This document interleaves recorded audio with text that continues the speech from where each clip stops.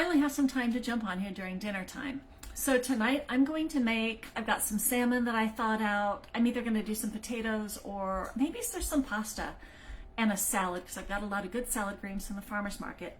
But I'm going to make some pesto and I want to give you some ideas for pesto because, you know, the thing about pesto is it's an easy way to incorporate nutrient-dense greens that are delicious into your food and everybody likes it. For example, basil. I'm going to use basil. It's not one of these things where it's not going to be a basil pesto because basil makes the best pesto and that's just it. So I've got this big bunch I got at the farmer's market on Sunday and I'm just going to cut the heavy stems off and I'm going to wash it, this whole bunch. And I picked up a few bags of arugula, which is looking, you know, a little wilty, but I'm going to freshen it up. And I'm actually going to put in an equivalent amount of arugula. Those are going to be my greens. Seriously, it's going to be so good. So I'm going to soak this in my awesome salad spinner while we do all the other stuff.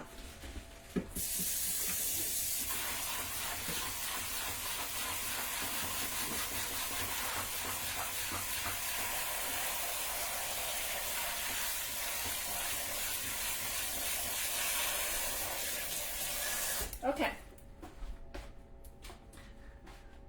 So the other thing that's going to be, well, there's going to be a couple of non-traditional things about my pesto. It does not make it not taste good. Like, trust me, I have teenagers who are onto this now, and they do not stand for it when I make something that doesn't taste good.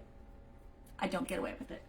So what I'm going to do with this is the ingredients are garlic, of course, and then I'm going to put some nuts in. Now, traditional pesto has pine nuts. I'm not going to use pine nuts for one very big reason. Too freaking expensive. Where's my cutting board? So, normally I would use walnuts, but I just went to find my walnut container empty. Someone used the last of them, didn't tell me. So I've added them to my shopping list and thought, well, what other kind of nuts do I have? Because nuts give it a certain consistency, they add protein and fat to it, and I discovered that I had the mother lode of cashews. I had never put cashews in my pesto before, but they're very mild, and I think they'll make a good nut in a pesto. So that's what I'm going to use. But the other nut that I'm going to use is Brazil nut. I'm not going to use a lot of Brazil nuts, but you might be able to guess. I don't know if you can guess why I would use Brazil nuts. Why would I want to incorporate a few Brazil nuts into a pesto? It's because Brazil nuts are super high, I mean, depending on the soil they were grown, but generally really high in selenium. And selenium's one of those minerals where, you know, if you don't have enough, you got a problem. And if you have too much, you have a problem. So I don't like to pour on the selenium supplements. I like to include good sources of selenium, little and often. So whenever I make pesto, this is easy. I'm going to put in some Brazil nuts. And why do you want selenium? Sorry, looking for my lid. Selenium is involved in two important things, other things too, but two important things you'll want to know about. But first, let's talk about making the pesto. I started with garlic. Whenever you have garlic that you're going to puree into something, always put it in first into a clean, dry food processor, and that will mince your garlic.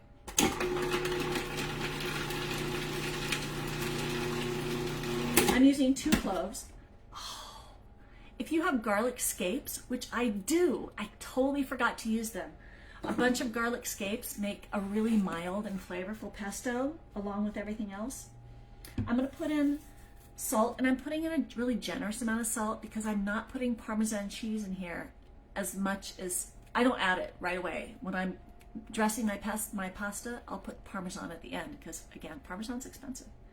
So I'm probably putting 1/4 teaspoon or so of salt in here. And now I'm going to put my cashews. And I don't want to over nut this, and it kind of depends on how many greens, but I'm going to put 2 handfuls of cashews. And then I'm going to put in a couple of Brazil nuts. Like, no, 6 Brazil nuts.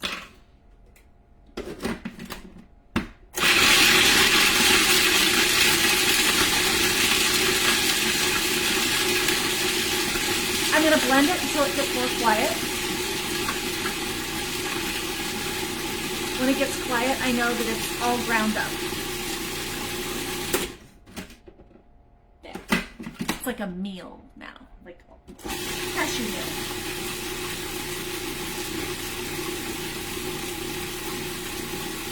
Okay, so the reason you want selenium in your diet is two things. One, selenium is involved in your thyroid hormone production. It's required to produce thyroid hormone, so make sure you have some. Not a ton, make sure you have some. The other thing selenium is involved in is one of the superoxide dismutase enzymes. And these are the enzymes that deal with free radical damages. Free radical damage, I know.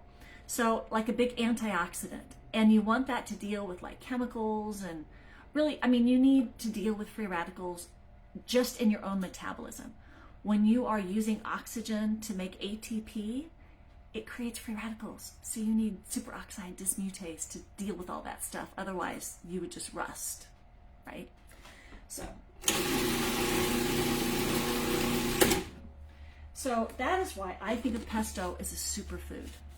And I just cook up a plain old box of white pasta and slather it with this kind of pesto. And my family has eaten their greens, selenium. It's just been super nourishing.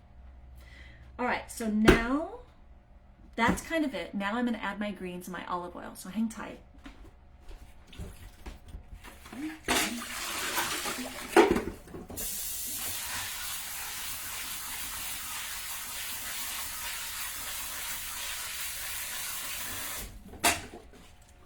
So I've shown you the salad spinner, right? Because the salad spinner's on my Amazon list. I'm like an Amazon affiliate now. But this OXO salad spinner is the best. So I've got all this soaking in there for a bit, and then I do three rinses to get everything, because you eat this pesto raw. You don't cook it. So you don't want to put dirty like greens in there. That would be bad form.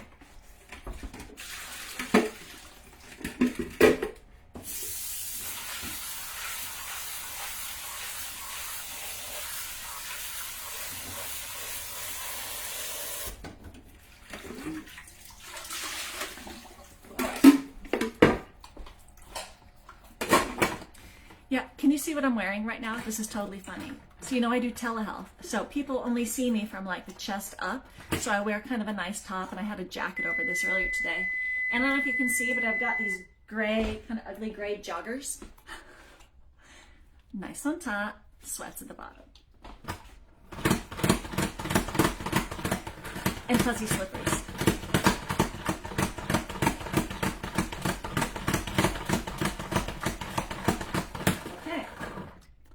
See, it's like the best salad spinner. There it is. And now we're just going to put all those greens in there, stuff them all in. So you could do this if you didn't have arugula. You could use kale. Fresh kale is really nice as well. I personally like arugula. It's one of my favorite greens for salads and whatnot for a few reasons. It's low in histamine. I work with a lot of people who have a little bit of histamine intolerance, so this is a nice one to put in there. It's a little lower in oxalates, but also it's good for blood vessels in the same way that beetroot is for the nitric oxide kind of thing. So really good for that, for blood pressure. If you're lowering blood pressure, arugula is a really good green. So all my greens are in there, and I want to get them blending up a little bit, which I might need a spoon.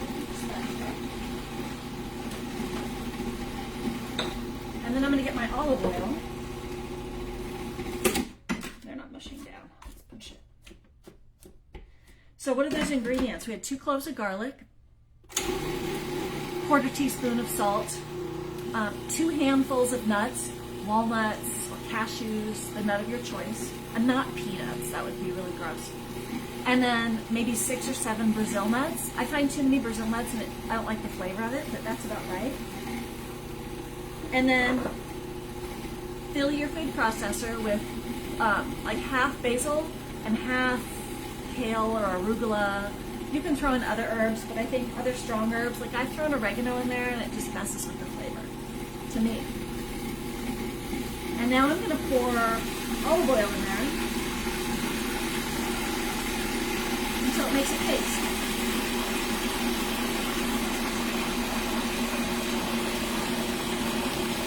love this. It smells so good.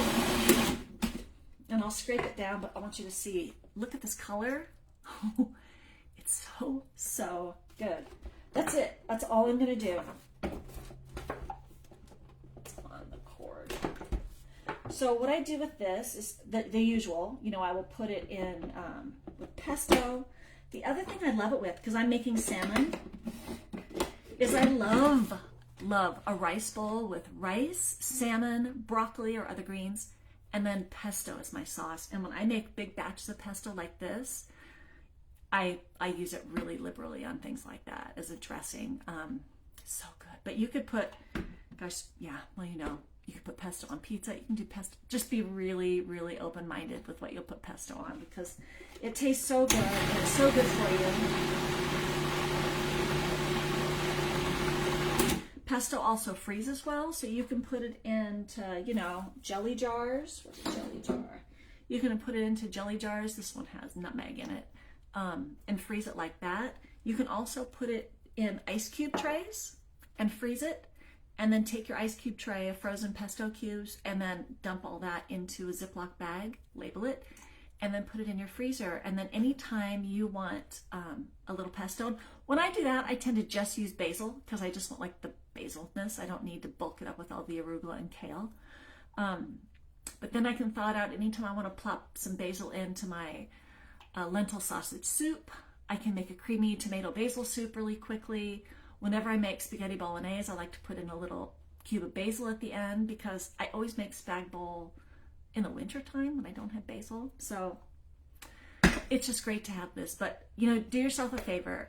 Make some pasta, put a bunch of this on this, serve it with some sausage or some salmon or whatever, and just really enjoy it and watch your kids eat their greens happily. Thanks for watching.